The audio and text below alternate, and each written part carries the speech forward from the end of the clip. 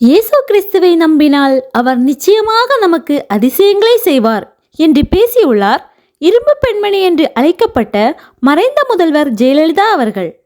அவர் பேசியிருப்பதாவது: 2000 ஆண்டுகளுக்கு முன்பு பெத்லகேம் என்னும் இடத்தில் உதித்த ஒளி இன்று உலகெங்கும் பேரொளியாக மாறியுள்ளது.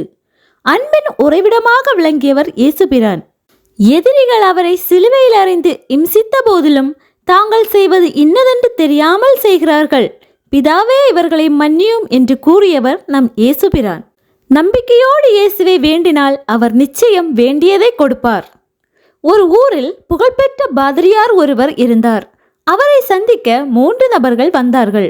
அதில் ஒருவருக்கு கண் தெரியாது, மற்றொருவருக்கு கால்கள் ஊனம், 3வது நபர் அவலட்சணமாக இருந்தார். முதலாவது நபர் பார்வை கிடைக்க நான் என்ன செய்ய வேண்டும் என்று கேட்டார். 2ஆம் அவர் என் கால்கள் குணமாகி நான் மற்றவர்களைப் போல் நடக்க அருள் புரியும் என்று கூறினார்.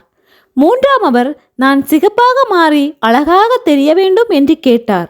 பாதிரியார் இந்த 3 பேரையும் நோக்கி, இயேசுபிரானை மனதில் நிறுத்தி, புனிதமிக்க யோர்தான் நதியில் நீங்கள் மூவரும் மூழ்கி எழுந்தால் உங்கள் மூவரின் குறைகளும் நீங்கிவிடும், நீங்கள் நினைத்தது நடக்கும் என்றார். பாதிரியாரிடம் நன்றி கூறி விடைபெற்ற அந்த 3 பேரும் யோர்தான் நதிக்கரையை அடைந்தார்கள்.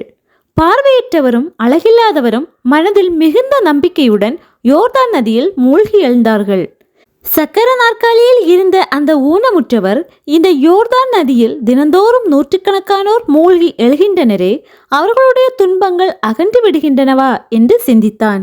தயக்கத்துடன் அவன் சக்கர நாற்காலியிலே அமர்ந்திருந்தான். பின்னர் சரி, மூழ்கி பார்க்கலாம், இதனால் என்ன நஷ்டம் வந்துவிடப் போகிறது என்று நினைத்தான். அருகில் வந்த ஒருவரிடம் மிகுந்த தயக்கத்துடன் சக்கர நாற்காலியோடு தன்னை யோர்தான் நதியில் இறக்கி மீண்டும் கரைக்கு கொண்டு வரும்படிக்கு கேட்டுக்கொண்டான்.